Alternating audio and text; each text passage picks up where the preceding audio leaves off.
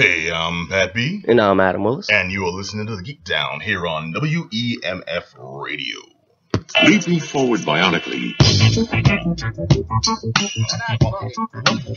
I love it. Trust you. You know why? I'll tell you why. Like, I'm the one with the gun. I'm the one to make the rules. I'm the... Sorry. God, sounds like me, man. You got the sickness going on? Yeah, I had the sickness. Thanks for covering me last week, by the way. I'm just getting over it now. I'm glad to see you back in full health. Yeah. Okay, well, mostly in full health. Mostly. You're not too happy, are you? Well, dude, I don't know what kind of spores you're spewing into the air here, man. You could be infecting us as we speak. Johnny's going to turn all sorts of colors next to me. That's probably going to happen. Well, Johnny ranges from, like, pasty to, like, evil black.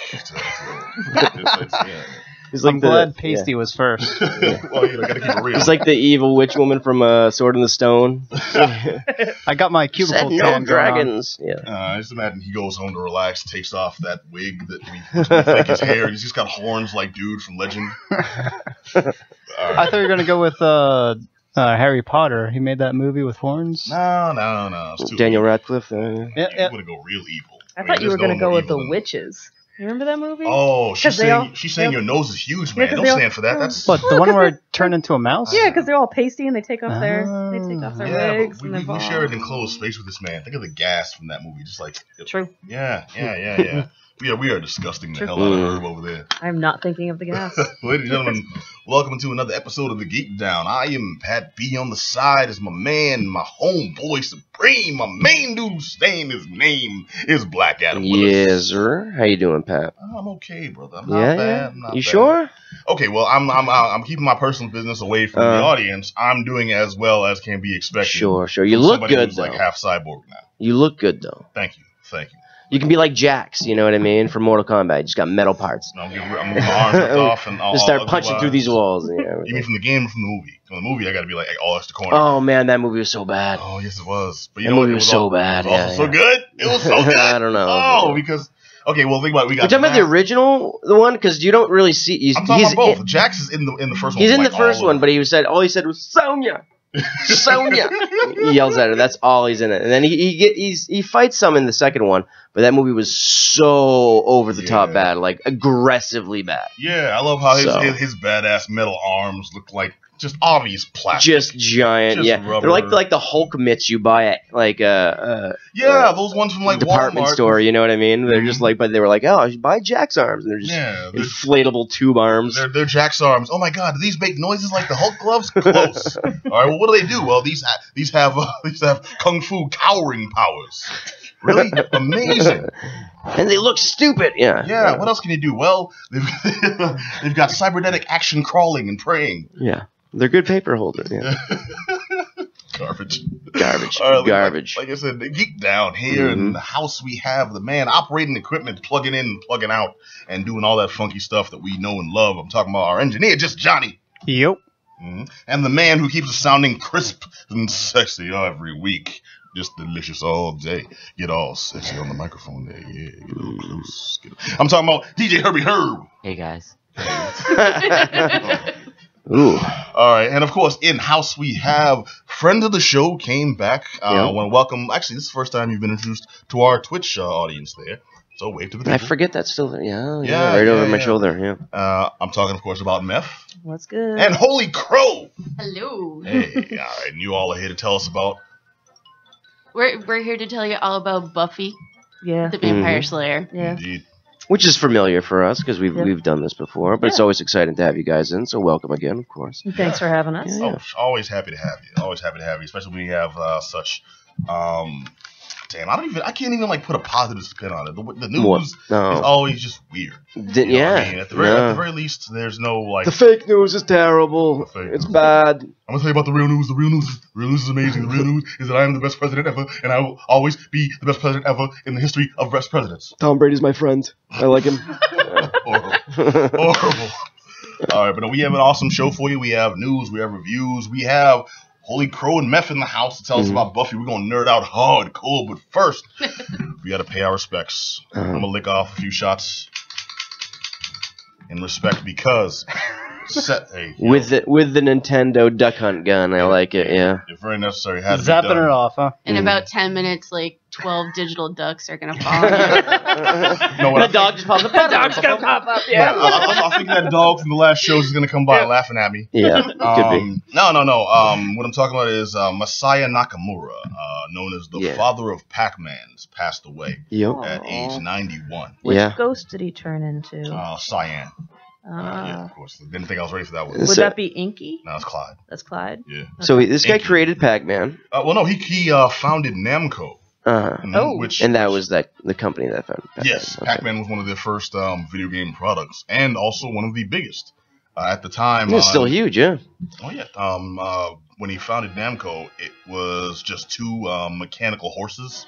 Like those coin-operated ones you find like outside a supermarket. Oh, right. Yeah, You put like 25 cents in, and it shakes for like 15 seconds. You know what I mean? One of those. A couple of those on top of a what do you call it? A department store. No. Yeah.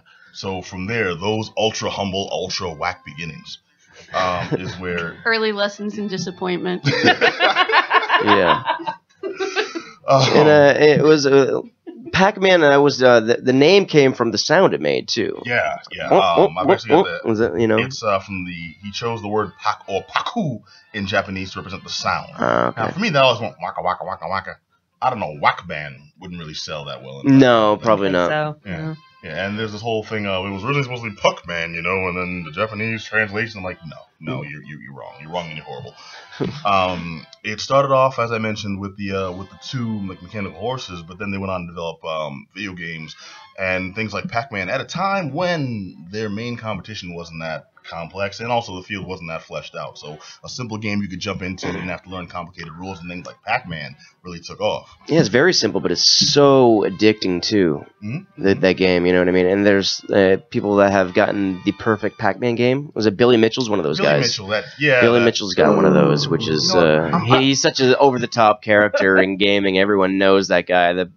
He hucks buffalo sauce, and he's the greatest gamer of all time. Yeah. But you hear the vitriol. Yeah, exactly. And this guy we don't know. He just plays video games, and he's a weirdo. He's got this long, weird mullet. His legend has carried on. Okay? Yeah. Man. But getting a perfect Pac-Man game is thinking about how difficult that game is. You know what I mean? Totally. It's just the levels get further and further on.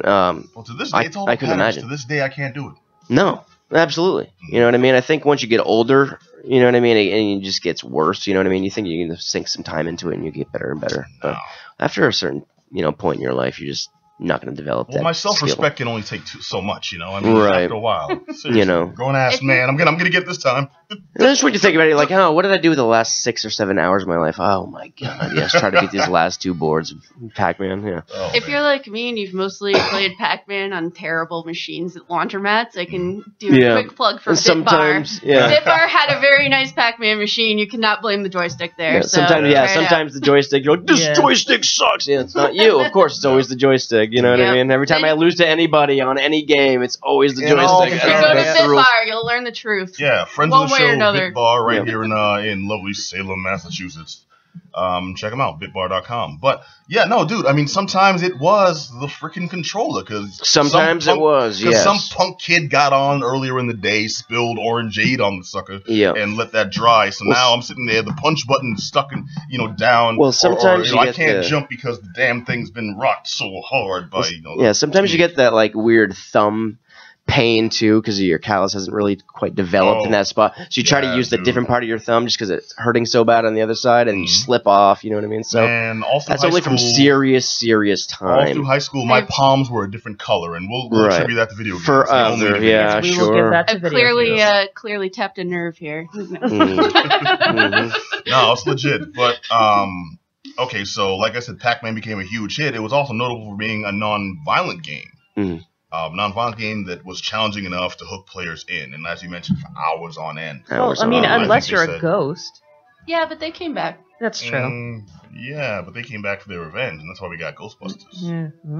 They were double ghosts. So was it in this? Well, hold on a second. I mentioned the hours thing because Pac-Man to date holds the Guinness World Record for most hours played in a single game. And I don't mean like one game. I mean like a game. Series, franchise, anything. How do they calculate estimated over 10 billion hours. I think it's just time and longevity of the game. Yeah.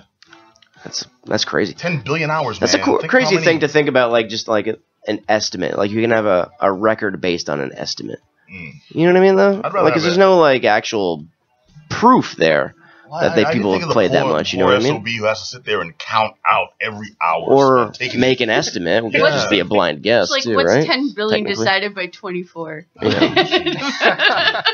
But I want you to sit here and do the math in your head. And was this guy? Was he in? No. Calculator? No. Was he in Pixel? The Adam Sandler movie? No, that wasn't actually him. Wasn't that wasn't actually him? I didn't watch it. That actor was supposed to be Iwata. Dang it, I know the guy's name. Iwata. And his last name starts with a T. I forget. But the actual guy who created Pac-Man. Well, created Pac-Man, and Nakamura was the co-creator. He was the founder of the company. They gave him the resources and the opportunity, and then co-created the character. Basically, he was like the Bill Finger to Iwata's Bob Kane. Okay. Anyone who gets that reference, it makes perfect sense. To anyone who doesn't, Bob Kane is credited as the creator of Batman, but Bill Finger's the one who gave him like the creative design and all that stuff. Right. Mm-hmm. Gave him the tools. Oh, totally.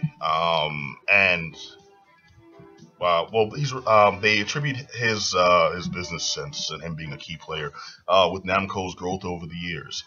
Namco's global growth, which brought them outside of just regular traditional games. They're responsible for series such as the Ridge Racer series, one of my personal favorites. I love racing games. Also, Tekken. Yeah. Yeah, man. Sure, yeah, big time. Which I was undefeated until I actually faced somebody in this room who shall go nameless. That would be me. Quiet you. I always liked the Pac-Man conversation in Wayne's World. Yes. Like, it was, what's the difference between Miss Pac-Man and Pac-Man, really? Well, Miss Pac-Man has a boner. Get out of town! Meanwhile, he's holding up the cue cards like, this man blows goats. I have proof. It's beautiful because it's true. Get out of town! No, really, yeah. All right, well, Nakamura's pet saying was that his company delivered varied and total entertainment. He took pride in having fun and games for his job. The company reported Nakamura's death, but would not comment on what he actually died of. I'm guessing old age at 91. I think he just turned into devil. I'm guessing he didn't get that last pellet. Right. Yeah. You know, so I'm guessing you just heard boo boo boo boo. Yeah, that's the sound it made. I would love for that too. His last words were just. I want my last sound to be like the sound in was it The Price is Right? Oh, that's Phil. Yeah. I would love for just a friend of mine to be within earshot, know I'm going out, and just be like, Snake. I got you. Thank you. I got you, dude. Good friends. I will do that for you. I will do that for you. All right, so, dang, I mean, there's not much more to say. He touched us all. Yeah. You know, Masaya Nakamura, father of Pac-Man, still huge, founder of Namco, Pac-Dad. If there's a Pac-Man video game in like any room, like any pizza place or whatever like that, I'm gonna go and spend at least like $2 or $3 in quarters playing there for like 20 minutes. You know, honor and respect. Absolutely. Yeah. We should stop at Bit Bar on our way home. Definitely. Pay some respects. Yeah. All right, Masaya Nakamura, rest in peace, sir. All right, the next bit of news, I wouldn't call this happy. I'd call this like, what the F? All right, dig this. Vizio to pay $2.2 million for tracking your shows. Now, anyone who's bought a Vizio TV in the last 2 to 4 years, Vizio is the latest TV maker to come under fire for tracking the viewing habits of its customers. Now, this is a feature that was turned on, implemented in all their recent models, and then turned on by default in more than 10 million Vizio smart TVs. Now, this can track what you're watching and then share the data with advertisers. So, you think you have a smart TV where, I can make it look, like video, even though it's shot in 24 frames a second, all this stuff, where I can voice activate it. Yeah, it's also tracking everything you watch, demographics about your house, all this information they can collect, and then selling that to advertisers so they can market properly to you. Ever wonder why you get specific commercials all the time? Ever wonder how Facebook seems to know so much? Because all that that's the creepy stuff. You know what I mean? My girlfriend says the same thing. She's always like, how does Facebook know exactly what I just looked at? Or, you know what I mean? It is a little fishy. And it makes me feel uncomfortable. Somebody's watching you, always. And as if that wasn't insulting enough that this is going on without people realizing, we still have commercials. Oh, totally. I'm like, why? Ads are everywhere else. Cut me a wedge here. Yeah. What I love is I DVR everything so I can just fast forward. Okay, now similar programs, have been seen in the past from Samsung and LG, but Vizio was the first one, or at least the most recent one, to actually get some legitimate recompense. Yeah. Well, I also feel this is. I mean, while it's disturbing, it's also should not be shocking in any way. Well, you know what I mean? You cannot be surprised that people are tracking you for all sorts of stuff, especially for advertising and trying to sell you things. I mean, you're online directly. Right. TV, there's always that. It's sacred ground. No. Yeah, your TV's watching you. Man, now they know what kind of porn I like. That's embarrassing. All sorts of weird stuff. Yeah. They already knew what kind of porn you like. No, I like the. Yeah, they did. I'm not fooling. Of course they did. Okay. But it seems $2.2 million is not really that much, too, for a company like that. I think it's more the publicizing of this. Right. That they were caught. This is hand in the cookie jar. Like, I didn't do it. Yes, you did. Sure. We saw you. We have it on tape. Mm-hmm. Your crumbs on your mouth. We followed you following us, yeah. Yeah. So I think that more is the major effect. Like, people are aware of Vizio, might boycott Vizio, might opt for Panasonic now. Get a Magnavox. Get a Magnet box. It's not like my Zenith. I want a Sony TV now. Yeah. Sony. Yeah. All right, now dig this. This is one thing that weirded me out because the specific demographics that were shared were information such as sex, age, income, marital status, household size, education level, home ownership, and household value. And exactly the things they need to sell you whatever. But that they covers get everything. all that just from your viewing habits. Mm-hmm. They tap into your cable accounts, of course. But the rest of that, how do they know how much my home is worth? Right. Seriously, it's twisted. I don't know. It's like if you watch the Golf Channel and Golden Girls or something like that. Maybe. It puts you in a certain... I'm thinking maybe, do I watch a lot of home repair shows? Mm-hmm. Yeah, that's what I'm thinking. Yeah. Also, like, is it just you watch a bunch of CBS, you're divorced? Like, yeah, also, right. If I watch a bunch of Paul Dean, am I Yeah. racist? If I watch a bunch of Bob Ross, am I just an Afro enthusiast? Or a stoner. I'm really jazzed about trees. Really jazzed about trees. Yeah. That's what I was thinking. I love they have Bob Ross on. Arborist. And clouds. Let's not forget. Yeah, they have Bob Shout Ross out on for clouds. Netflix now. Only the happy clouds. Yeah. They have Bob Ross on Netflix now. Yeah. They do. They It's totally like do. the 24-hour channel, right? Right. Okay, if you watch that, are you clinically depressed or just manic or just actually on pills 24/7? I dug Bob Ross a lot when I was younger, and I dug up some his older stuff on YouTube recently. And like there was this one episode like later on when somebody died close to him. It might have been his wife. I don't remember exactly, but he gave this like send off to like how important his fans were and everything like that. And it was really this awkwardly touching moment. He's the kind of the soft-spoken guy anyway, but he was like, your letters that you sent me, they really mean a lot. And he kind of had like that tear coming down almost. I was like, geez, Bob. Yeah, Bob Ross, man. It's one of these random things I dug up on YouTube. I didn't, see that coming, but I feel bad making fun of him now. Damn, yeah, man. Feel bad. Yeah, feel bad. Thank you. Feel that. One man, the most famous Jew for ever, and I can't. No, honestly, I found the story behind that. Apparently, he was out of work for a long time, like borderline homeless, and then when he got that gig, he had just like stopped getting haircuts. He was always like really into short hair and like buzz cut style. Well, he was a military man. He was, yeah. So he preferred like clean cut, but to save money, he just stopped getting haircuts. He got the first audition and got the show with that afro, and he was like, okay, I'm going to cut this with the first paycheck and, come on fresh and clean cut. They're like, no, people really like it, really respond to it. It makes you stand out. He hated that afro. They made him keep it every day. He just I remember on the show Doug on Nickelodeon, they do when there's like an episode where Doug makes his ears lowered. No, he gets the painting. And it's like his dog makes it. It's kind of like this famous painting people are talking about. Yeah, but then he's like, he envisions himself. He has that like daydream thing where he goes, but he's like Bob Ross with the afro and everything like that. It was like Doug with the afro. My favorite was on the Boondocks when the Bob Ross analog character was bombing all the houses with Riley. Yeah, that was awesome. That was messed up because it turns out he's like this ill eco-terrorist. Right? He takes it's like Wayne Brady and like exactly. Yeah, he takes an 8-year-old boy on a drive-by. Like, what the hell, guy? He gives him a gun. Yeah. Like at first he's just like, "That's a great mural," and then he takes him bombing, and then he's like, "Okay," and then he gives him a gun. They go, "It's awesome." Yeah. What's messed up too? The music in that was so beautiful, so good. And I'm like, I'm like, wow, this is touching. They're shooting at cops. Yep. Take you a second. Just think about it. Yeah. All right, but just know that if you bought a Vizio TV in the last couple of years, you actually can get your money back if you file. Vizio was charged for unfair, deceptive, and intrusive practices. The FTC, the Federal Trade Commission, said Vizio has agreed to pay $2.2 million to settle the charges. What's kind of messed up about that is that's not going to customers. That $2.2 million goes to the FTC.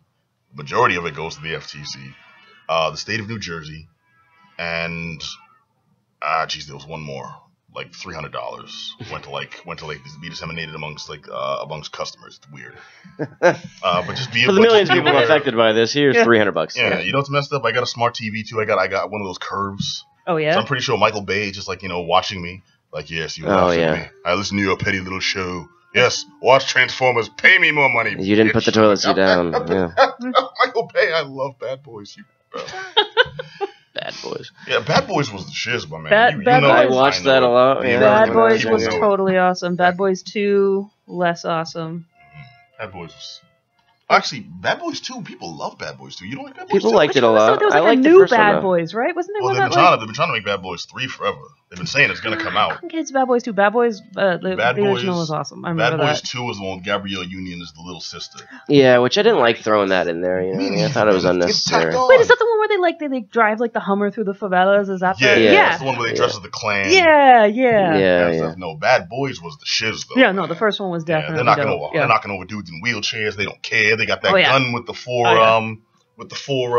barrels in the end. It's like the sawed-off handgun. You know, I mean, that was a little weird. That's right. We'll learn one of my favorite euphemisms too.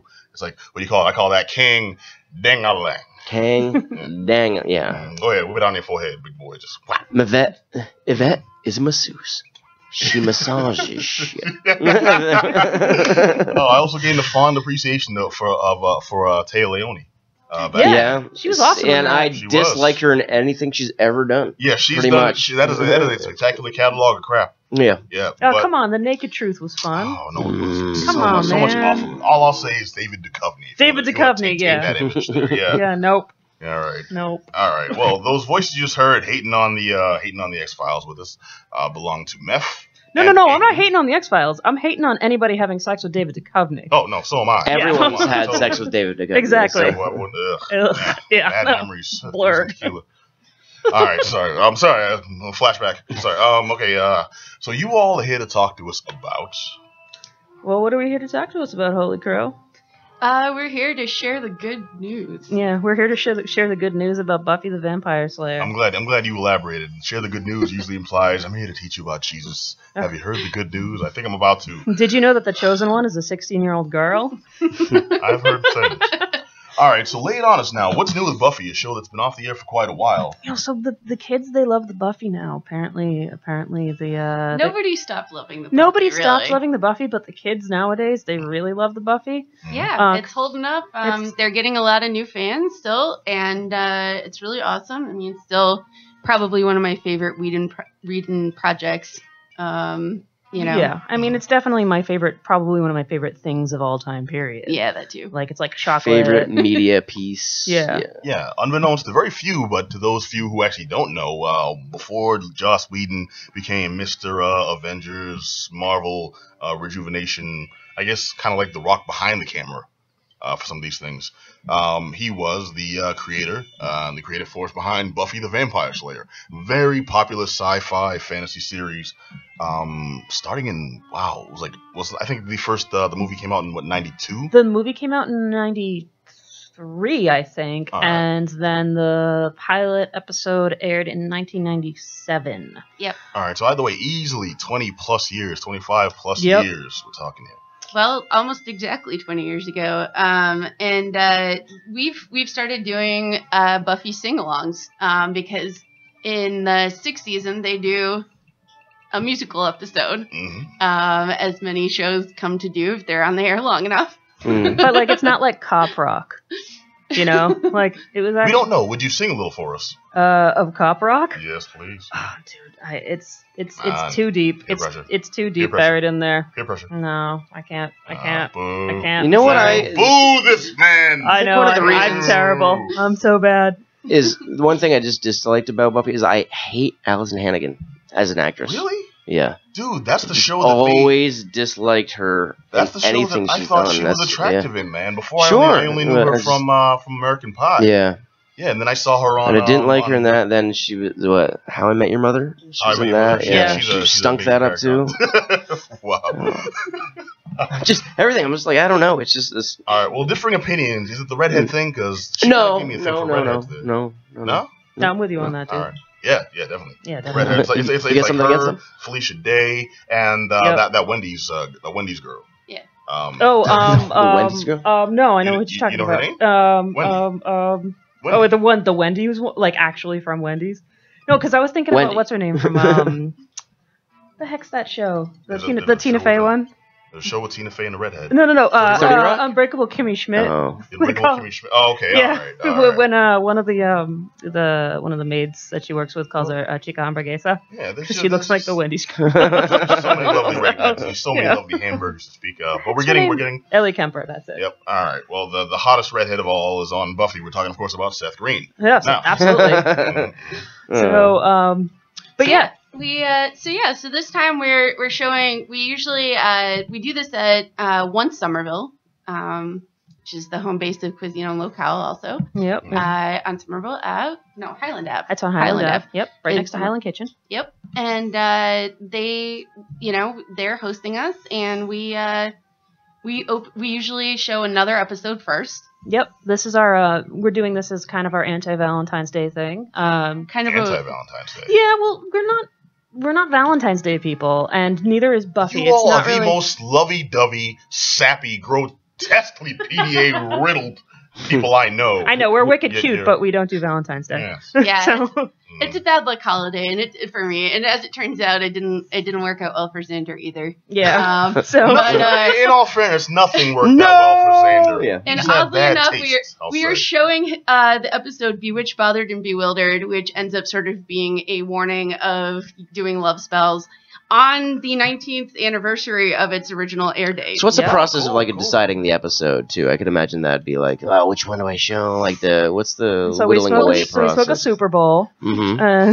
Good choice. We confer with the whole team at One Somerville, and we all talk about it, and we all have like a million favorite episodes. So did you guys have any trouble? Did anybody really vet for one?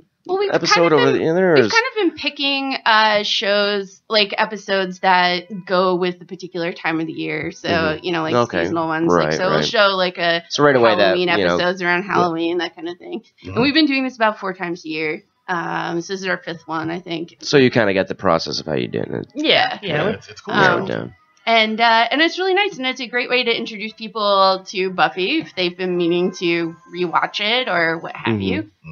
We also do a Buffy burlesque in the spring, so right. that's I knew that. Yeah. We're like we're kind of cool with being the Buffy guys. Yeah, we're really good with it. We're good with it.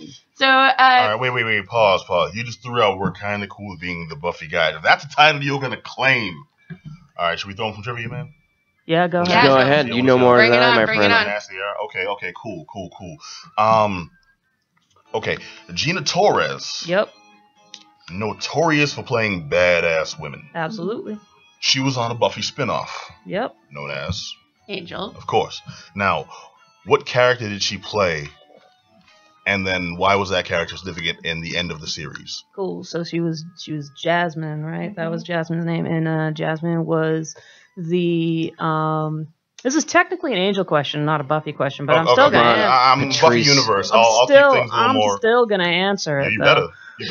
So Gina. First of all, I also love Gina Torres and loved her. What was it, Cleopatra 25. There were women with the will to survive. That was originally supposed to be a Xena spinoff called Amazon High. Yeah. Amazon High. Oh, well, I just got schooled on something, y'all. Oh, get your weak ass trivia question. Johnny, but if do you want to take the rest of the Jasmine question? No, go for it. Okay, so enough stalling. So Jasmine was Cordelia's child that was impregnated by I don't know the preposition to use here, by the powers that be. Yes. She was reborn as a god, and I I don't remember if it was her purpose or she took on the purpose of giving every girl the world peace. But the way that she gave everybody world peace was to take away free will. What was the question? Nailed it. It's actually one of the more interesting story arcs of Angel. There's a couple other like standalone episodes I like, but that story arc's really interesting because basically, how do you get world peace? Is you just don't have a right to choose? You just don't. You have no free will. So because Angel and Team Angel were like, no, this is kind of jacked up. It's anti the condition of humanity. It's anti the condition of humanity. They ended that. Which prompted Wolfram and Hart to want to hire them because they had become evil. Because they had become whatever this binary good and evil understanding that happens in the Buffyverse happens. They were evil. They literally stopped people from being happy and being peaceful. Yeah. Okay. So, anything else, Pat? All right. Yeah. Oh, you think you're all okay? Okay. Fine. Who is Glory? And how was she involved? Whoa, okay, she's pointing. Ben? She has some kind of connection with Ben. I think Ben and Ben is Glory. Yeah, and Glory is Ben. No, I don't know. No. Yeah. No, so... That's actually a deep cut Buffy joke. Thank you very much. Yeah. I got one. What actress played Buffy? Sarah Michelle in the original motion picture. Christy Swanson. Yeah. All right. I really enjoyed that movie though. I did too. You did too. Okay. You ruined my new jacket. Who in the original Kill him movie a lot. had the most? Come on, you're killing me. Had the most awesome death. Oh, it's Paul Rubens. Yeah. Yep. I like how dude kept dying. The after credits? They still showed him he was still dying. Yeah. That was kind of the best part of that movie. Yeah. And the jacket. And Sideshow Luke Perry was in it. Yeah. Sideshow Luke Perry's jacket did really Luke well. Perry, the best part of the Fifth Element. Pike, yep. Come on, where you been at, Benny? I called you like 50 times. I love Pike in that movie. That's so Luke bad. Perry, the job sucker, and all job suckers. All right, so you all have proven yourselves as true Buffy aficionados. We appreciate that. Oh yeah, we're nerds, dude. Wouldn't have you on here if you weren't. All right, Herb approves. Am I right? That's right. All right, so do you all want to give our audience once again the information on where they can come check out and take part? Sure. Yeah, so again, the evening starts at 7 p.m. You can come earlier. I think doors are at 6. Doors are at 6 to get drinks and food. They have awesome drinks and food at once. At one Somerville, you said? Yeah. They usually have oysters. I don't know exactly what's going to be on the menu, but I still have yet to have something I didn't like there. Yeah. Everything is really, really good. Right. And they'll have cocktails, and you can come hang out, and we'll be there. We'll be there on the early side, so you can come say hi. Look and eat, drink, talk about white brotherhood. Yeah. Like, what? Right. What? You almost got me there. And I just want to give the date too. So that's this Friday, February 10th. We're in 2017 now, right? Yes, we are. Okay, cool. Because I saw 1998 and I'm like, that's not true. That is incorrect. I am gone through puberty now. And the street address, once again, for anyone who didn't catch it the first time or is unfamiliar with one, so maybe it's not local. I don't have the street address off the top of my head, but it is Highland. But it is one Somerville on Highland End of Somerville. You can also, if you want to check out the event, we have a nice little bit.ly for you. So it is bit.ly/Buffy, Buffy, sings, SINGS, and the number 5. So bit.ly, Buffy sings. And that will bring you right to the Facebook page where you can find out all about our costume contest, the trivia, and of course there will be vending by Holy Crow. I just got back from Mexico, and I'll be selling some very ill-advised love spells from the witch market. Yay. So if you didn't learn your lesson from the first episode, or if you skip it, you should go ahead and buy those when you get there. Ill-advised, you say? Absolutely. Hey, kid, want to buy a love spell? Yeah. Like, oh, man, I hope this will make her like me. What do you mean I've got 4 penises? Is that like half spider? Yes. Each one will be sentient. Yeah. And none of them will like you. So they just they keep trying to helicopter away. All right, that is horrible. Is that how they work? Yeah, absolutely. Cool. I've always wondered. All right, so that was Holy Crow. Be sure to check out the Buffy Sing-along at Once Somerville right here in Yeah, once Somerville. Once Somerville. Once Or more with Highland Ave, feeling, yes. once Somerville. Once more with feeling. One that's cute. Yeah. All right, now I got to check out a comic book. We've talked about the Spirit before, the character. One of my Right. favorites. In one of the worst movies. Oh yeah, see that's the problem. Yeah. Most people know it from that movie. No, but it's a Which classic is- book, you know It's what I like mean? comic book Yeah, history, classic man. comic Yeah. book from Will Eisner, classic comic book creator, notorious old school casual racist. Mm. Yep. And that really bled through into the works, which the Spirit unfortunately became known for over time. Well, the Spirit character has carried on, and different generations of writers and artists have tried to make it less racist and more poignant. It's about over time, yeah. Yeah. You might want to, grow out of that. Well, what sucks is I've always loved this character before I quite understood that, oh yeah, they're mocking my people and everything we stand for. It's like, wow, that's horrible, because all I saw was this badass story about this, detective who's kind of goofy in one page, and the next one he'll be like the most gangster fighter you'll ever come across. And I'm like, this is a great dichotomy. Yes, I was using words like dichotomy when I was 4. Hell Yes. yeah. I wasn't, but I could have been. But the Spirit is a character that's one of the lesser known, one of the more classic masked men, mystery men. Yeah. Masked men of mystery. Yeah. Yeah. No, along the same lines as the Phantom, the Shadow. The Shadow. Yeah. I'd like to put a Green Hornet in there. Yeah, it's got the same kind of mask thing, Yeah, like exactly. literally mask man. Similar Zorro. era. Yeah, and this latest book is The Spirit, The Corpse Makers. It's by, I actually have to go to my notes here because this is new writer, Francesco Francavilla. He's also the artist on this sucker. So the art actually was pretty nice, and it really went well with the story. I'm usually pretty hard on these things because there's a long history here. These aren't just I made up a new character and I wrote a crappy story, or this is some character they threw at me. It's like a side throw thing. These are characters with history. They've been around a long time, and you want to see them done well. You want to see them well presented, and you want to see a good story. And Eisner is a classic. He they named comic book awards after him. Yes, they do. He was also one of the first guys to find a way to monetize comic books outside of the DC before when Marvel was timely and everything. He did Spirit independently. He monetized that on his own by selling them direct to the newspapers. Which is ballsy. That usually doesn't work for people. The only ones I can think of that it really worked out for is him. Yep. I forget who originally owned Shazam, Captain Marvel. Yeah, that's right. Fawcett City. Yes, that's right. The two of them, and they were contemporaries. They were contemporaries of each other. The last time it happened was Black Lightning. Yep. And we saw that panned out. Now it's owned and by DC. They keep a tight grasp on that, and mocked by Sinbad, famously in an SNL skit. You can't get lower than Sinbad takes you down. It's true. When yeah. Sinbad takes you down, you're yeah, that's it. The daggone shame. But the Spirit was spared that, despite having a horrible movie by Frank Miller, and the Octopus play. Played by Sam Jackson, right? Yeah, looked incredible. Ridiculous. It was just bad. It was bad. It was real Very bad.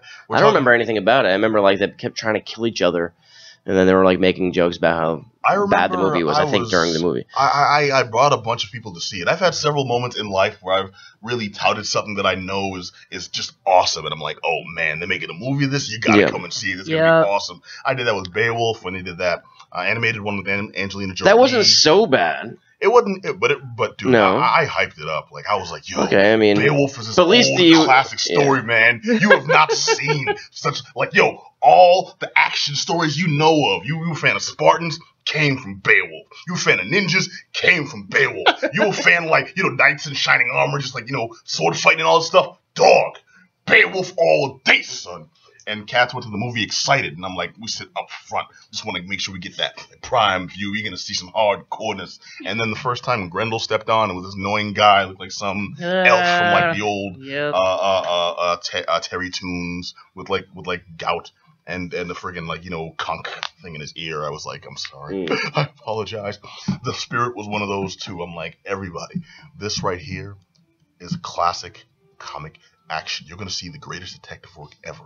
You're going to see the most awesome fight scenes. You're going to see the greatest relationship between a hero and sidekick. It's all going to mesh together, and it's going to be amazing. It's going to blow your mind.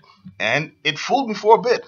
It starts off with, I remember, just this awesome fight scene. Well, the seeming awesome fight scene where it's he's chasing a guy. It's okay, generic chase scene, catches him, and they're fighting in the rain. Spirit takes him down with some like ill MMA hold, and then just like dinging him in the face. He's like, okay, cool, he's punching him, and then like 15 seconds later, still punching him in the face, and I'm like, that's the Spirit I know, yes. And then the movie continued to suck, and I was just let down like gradually. Now, mind you, like when I said beautiful, I've never seen such like photogenic shots of Eva Mendes's butt. You know, and I mean, that counts for something. Totally. You know? Totally. That's the only reason. Wait, we've gotten so far off the point of this review. I was talking about the Spirit, corpse, the Spirit, the corpse makers. The actual plot of this was a series of unexpected disappearances and deaths hit Central City. Initially, these cases seemed purely unrelated, no apparent connection. But the victims make it easy for the police to just write them off as simple runaways and homeless people and such. However, the connection starts to turn up when EB's cousin goes missing. EB is the Spirit's sidekick. Now, the Spirit is on the case. Will he be able to track down what's going on with the homeless people? Will he be able to save the day? Will he be able to recover EB's cousin? We'll find out. The Spirit. And yeah, it seems pretty simple. There's a case, people go missing, and what's going on. But it's beautifully drawn, which is one thing that'll keep your attention. And then the story itself, even though it's just kind of like, you know, starting to catch wind, is, I think, really well done. Like, they're paying homage to the Spirit and his relationship with the police, his relationship with the sidekick, and they're creating the world itself. You know, I suddenly care about the cousin. I want to find out why this homeless man went missing, you know? And I want to see how the story progresses. That's the main thing you hope from a book, to capture your attention and then keep you wanting more. And this one's done it so far. I appreciate the fact that reverence is being done to the character. I also really appreciate that the same racism isn't injected in this one, even just for, you know, maintain that historical posterity, like bull stuff. Okay. I want to keep reading this. It's called The Spirit. It's actually out now. The Spirit, the Corpse Makers. I highly recommend it. Let's not go highly just yet, but yeah, check this one out. You know, find it on the shelf, pick it up. Does it take place in contemporary times, or is it like timely? Is it 30s and 40s? It's in the 30s and 40s. They kept it in that same. Very cool. All right, I'll definitely check that out. I mean, all, you know, weird casual racism aside, which is it's so deeply complicated because so much Will Eisner stories. Have you read any of the stories about the tenements, the graphic novels that he wrote about the tenements in the Bronx? No, at all? What do you got? So I don't remember the name. You know, I'll shoot it to you another time. But I said, what's the name? Oh God. So Will, when Will Eisner got older, many of his comics were actually meditations on the Jewish American experience. He grew up a non-assimilated Jewish man in the early 20th century through the mid, through just like all the old comic like dudes. Richard Pryor. Yeah, exactly. You know, he grew up. You know. But so much of his meditations are on his own Jewish identity and being the other in white spaces because around that time Jews were not considered white. No, very true. So in taking on this kind of like this casual, you know, anti-black racism, it was almost in a way for him to assimilate because that's kind of a daggone shame because that's along the same lines as. It's really interesting, but then like in his other books, like in the biographical books, he distances himself from these kind of characters, and actually, you know, provides like full fleshed out characters in the story of this tenement in the Bronx, which goes from, you know, being like farmland to a Jewish tenement to. It's in the South Bronx, so it goes to like the Hispanic neighborhood and a black neighborhood and Hispanic neighborhood, and then like all of those things until like it kind of moves into like it ends in like the 80s. So. Well, no, I understand that. You have to keep in mind the actual times that he, you know, actually lived to. Absolutely. So we can't say he lived to see, a black president took office and he was fully enlightened by the time exactly. He'd have been 163. And absolutely not like excusing any of this stuff, but like there are so many layers about his life experience that he brings into these things that Well, and things are progressive. Yeah. You have to think about the autobiography of someone like one of my favorite authors, Robert Heinlein. Yeah. Ends at a certain point, and even though he considered himself enlightened, to Mhm. and to be in all fairness, he really was enlightened and progressive for his time. And if you look at the transition of his work from when he started writing and really wrote like radio serials and just random sci-fi stories for magazines, things you'd find in Boy's Life, and then his later work, which was all anti-church, anti-establishment, science fiction, deep into progressive women, minority characters, rampant orgies. But he really got into that stuff. But it's deeply misogynist. Well, yes, but the point Yeah. I'm getting at is it goes to a certain point, Yeah, and then and that it was stops. his lifetime. Yep. It ended Yep. before, progression Yep. in its very core is just that. It progresses. Absolutely. So people learn more as time moves on. Yep. He just didn't live long enough to get to that point. Yep. And same thing with same Eisner. with Eisner. And same thing with The Spirit, because he didn't write The Spirit to that point. So we True. still have this step and fetch character that's like a sidekick, and he never gets to progress until Eisner gives up the character, and it's been through so many permutations. So. Yes, and I'm happy. I'm glad in this new series, it's not just, well, I'm going to drive you where you need to go, boss. Yeah. It's, I'm going to see my cousin. He's in town. We're going to take in a show. Yeah. But maybe Broadway. We'll see. Yeah. Cool. And this is the black character. They didn't like, yo, dog, I'm going to, take my cousin in town and stuff. None of that. They actually sound like human beings, and they're written like human beings. No Sweet Christmas. No sweet. Oh, stop it. Stop it. All right, so we've dawdled long enough. I got to see XXX, The Return of Xander Cage. Please tell me I'm not the only one that's familiar with the XXX series in this room. Oh, I am quite familiar. All right, thank you, Yeah, thank you, I've seen. thank you. I've seen. I'm looking over there, Black Adam Willis, Mm. the movie aficionado himself. I know you've seen it. I've tried to forget less it than- for years, but it's still back there somewhere. Man, please, this man has the tattoo on his neck. He's not fooling anybody. All right, I'm talking, of course, about XXX XXX, The Return of Xander Cage, the sequel starring Vin Diesel. Yeah, the second one originally was Ice Cube, though, right? The second one was Ice Cube. This is true. This movie is a direct sequel to the first movie. Yeah. But They're it trying to forget the second one happened. No, it does I acknowledge. want to forget all of them happened. It acknowledges the second one. This one is. I feel like Vin Diesel himself, just the man, and the projects he takes and the projects he spearheads, is really trying to embrace the juice he's got from the Fast and the Furious series. Well, that was it. Like we mentioned before, he originally did this movie, did the Fast and Furious, did XXX and things, and then he didn't do. And Riddick was another one of those, Pitch Black. The Chronicles of Riddick. Yeah. So he didn't want to do sequels to game. these movies. You know what I mean? He thought he wanted to go on more projects and everything like that. Yeah. And then it got to a point where he got older, he got fatter, he got uglier, and he was still a bad actor at that point. They're like, well, I can keep doing these movies until I do wouldn't call him a bad 8 actor. or 9 or 10 of them. No, I wouldn't call him a bad actor. You're right either, but I just not like his range isn't really. Within you know what I mean? a certain scope. And he's tried to do a few serious things as well with varying degrees of success. Yeah. But this is what he is. You know what I mean? So now all he can make are the sequels to things he did in like the 90s. He knows You know what I this, and I would like. And now he's not- realized this later on, but this is him now, and he's just a weird looking old. Well, washed up. I'll give it to him. At the very least, it's like at this point you can tell he's in on the joke. Yeah. He's I don't think he is. I think he's part of the joke. I don't think he's in on it though. I think he takes himself very seriously. I thought so too. If you see XXX, The Return of Xander Cage, trust me, he is in on it. You think so? I guess I got to see it to.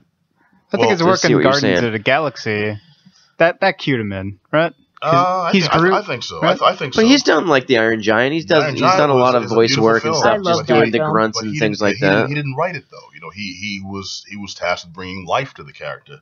That wasn't his script, but he was the one who presented that. You really think he using wrote his those voice. lines? I am Groot. No, yeah. he didn't. Got a lot in there. took a lot of effort. You know what pisses me off? When interviews for Guardians of the Galaxy came out, and it's like, as we understand it, your character only says those 3 words. He's like, yes, but you got to understand the beauty of the writing. The way this is written and directed, he only says those 3 words, but every time he says it, it's done with such emotion, such depth. You believe. Like, you'll fully understand. And it's hard to describe in words. You'll have to see it to really get it. And I'm like, See, this is a man man who's not in the joke. I'm saying he believes all these things. Well, I'm just like, I'm going to go see this thing. It's going to be a religious experience. It was. He sold me Street Sharks when I was a kid, so this is the true. guy can move stuff. Okay, we're going to pause the review for 1 second. There is an old Street Sharks commercial. Yeah, it is clearly with Vin Diesel in like a YouTube. black tank top. Vin Diesel and nothing else. He's pulling a full Uncle Jesse. Yeah. Just a black, just a black. I think it's a vest. Yeah, he's like, you It's a can look at black this guy open like vest. that, and he cranks up, boom. It's a very young Vin Diesel playing with Street Sharks action figures. Yep. The Street Sharks were one of the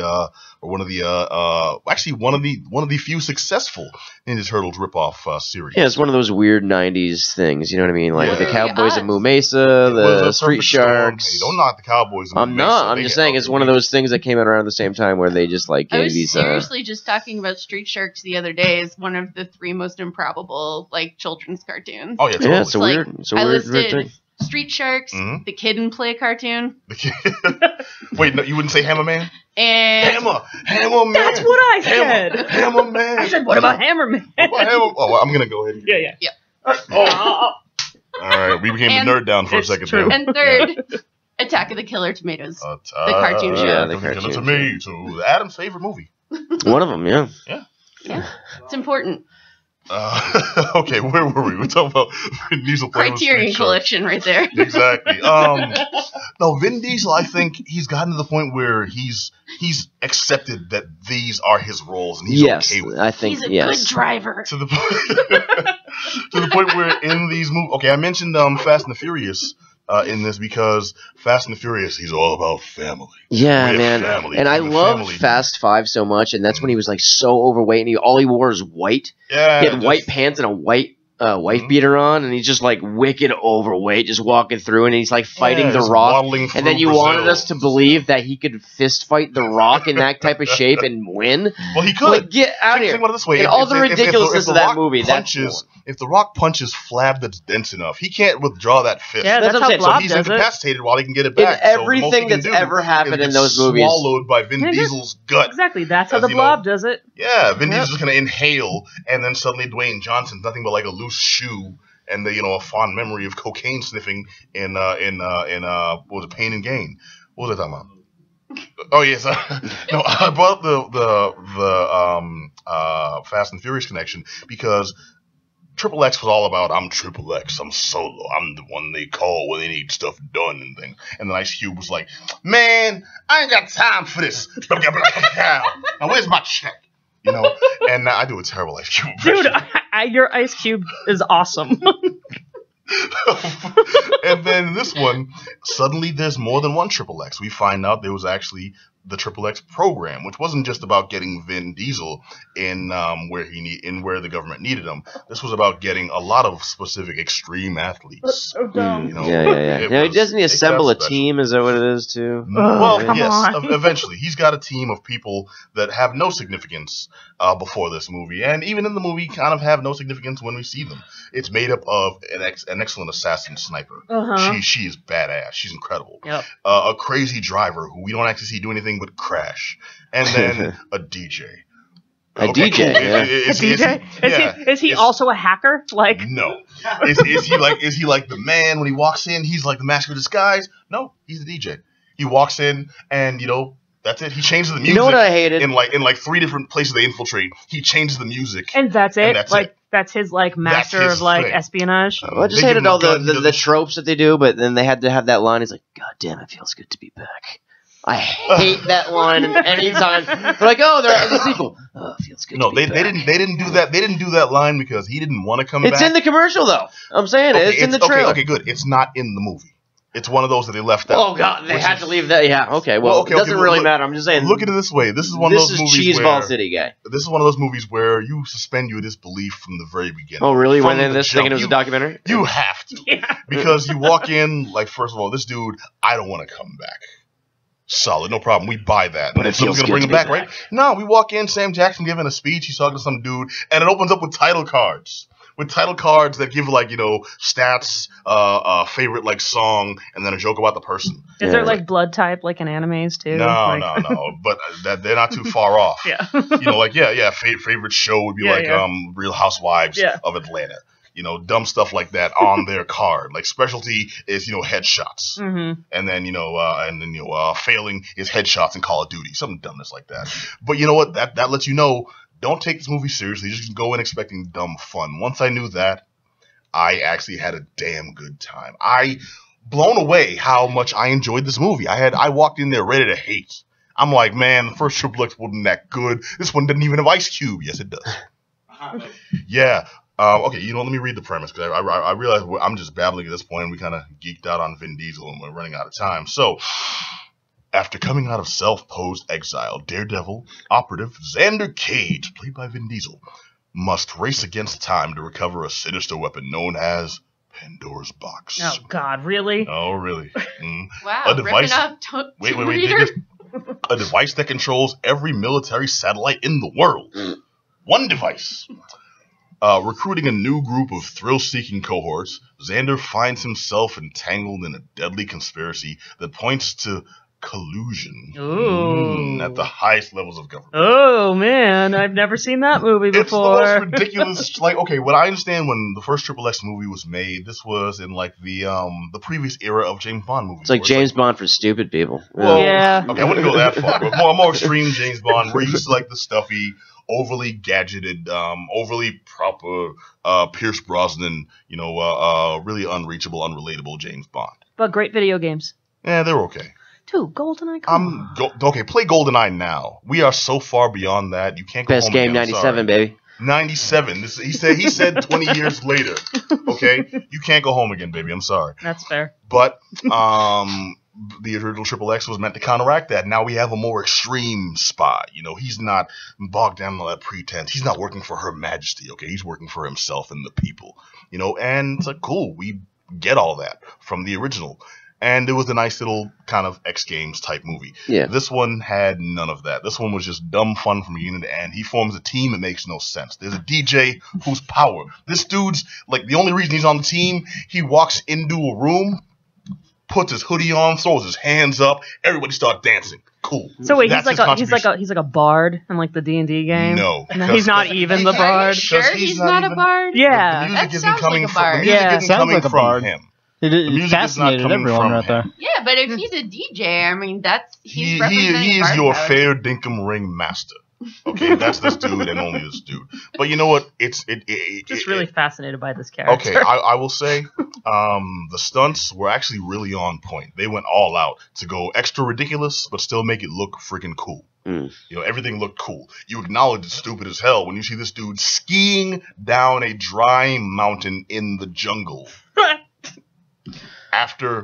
Actually, I won't say that next part because that's a spoiler, but yeah, that's pretty much... That's in a Bond gist film, of it. too. He snowboards down a mountain on a snowmobile. But a dry mountain, my friend. Yeah. No snow whatsoever. No. In fact, I think it may have been summertime. Skis. Between trees. Naturally, yeah. No problem, yeah. Man, vehicles that don't exist, weapons that don't exist, and I love this thing from beginning to end. The acting was actually decent for Vin Diesel and others. No one really wasted because there's no one that's really known in this. It did have Sam Jackson. He's in and out. It was mostly just a grandiose cameo for him. Same with Ice Cube. But you know what? Their scenes were satisfying and on point. This is the type of movie that you go to see and realize, yeah, they acknowledged the first movie was goofy as hell, so they made the sequel goofy as hell, but not stupid. They made it goofy as hell with care to show, yes, we get it too. And that's the main thing I appreciate. I was ready to walk in like, okay, they're doing a Chronicles of Riddick. They took one little thing that was slightly popular and going nth degree ridiculous with it. No, they made it. They pulled a hot tub time machine. Like, we know from beginning to end that this is goofy. So we're going to do the best job with something goofy that we can. And I respect that. I really do. Believe it or not, Triple X, The Return of Xander Cage, earns my recommendation. I recommend cats go check this out. Don't go in expecting Shakespeare, but go in expecting just a good-ass time. And dig this. We're talking about Triple X, Xander Cage, the return of Xander Cage with like, you know, nothing but like weirdness and testosterone and stuff. This movie passes the Bechdel test. Yeah. Okay. Yeah, and not only that, like there's scenes of racial harmony, between like classes, between sexes. See, that's heartwarming to me. You know, like everybody's uniting just to find Pandora's box. You know, it's just a magic MacGuffin that brings. There's never been a greater search for the box. There's never been a greater search for the box since American Pie. Oh. Now I will say that Donnie Yen is in this movie. Okay. And Tony Jaa is in this movie. Two of the most badass martial artists you'd ever see. And Donnie Yen represents. And Tony Jaa is wasted completely. Bummer. This dude is used to such poor... I was embarrassed every time he was on stage. Because he's pretty much just doing like a... I don't know, maybe a Michael Jackson impression or something. It's ridiculous. But, you know what? That didn't take away from the enjoyment of the experience, and I pretty highly recommend, if you're just in for a dumb fun time, XXX, The Return of Xander Cage. Cool. All right, so I want to thank just Johnny. Yep. I want to thank my homeboy Black Adam Willis. Yep. I want to thank DJ Herbie Herb. Yeah. And I want to thank our in-house guest, Holy Crow. Thank you so much for having us. And Meffy Meth. Thanks, Pat. And you all want to remind our listeners once again where they can check out? Heck yes, Holy Crow, take it.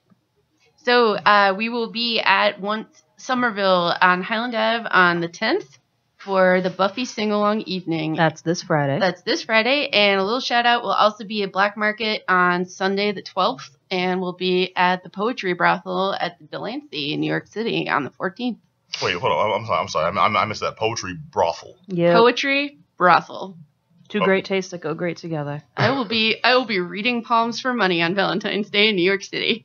Just palms, I hope. Manual occupations. We'll see. Hand job, still a job. Oh, wow. Whoa. Okay, well. This has been the Geek Down on WEMFradio.com. I want to thank you all for joining us for another awesome action-packed it's always and nice ultra to have a risque happy ending. episode. Yes, I guess. Hopefully you were watching us on Twitch. If you weren't, you can check us out next time. It's twitch.tv/thegeekdown. But also, if you heard anything on this episode you want to chime in on, shoot us an email at geekdownradio@gmail.com. And as always, you can just go to the website and hit us up at geek-down.com. If you're on social media, hit us up. We're on Facebook. We're on Twitter. SoundCloud, hear the clips. Instagram, see our faces. iTunes, just search Geek Down, and we're the first one that comes up, and subscribe.